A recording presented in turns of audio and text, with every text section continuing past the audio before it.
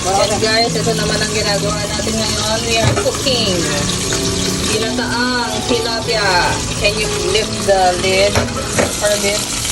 That's the frying done by the Junakis.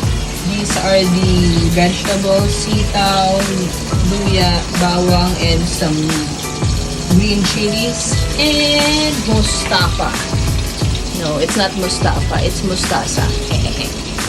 And we will be using Cook Mama Fresh.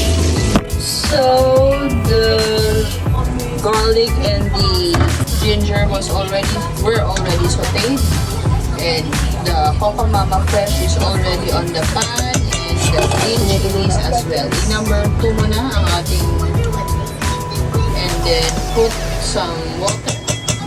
Half a cup of water. A bit of oregano, a bit of thyme, and a bit of pepper. There you go. A bit of patis or fish sauce, and then the jidao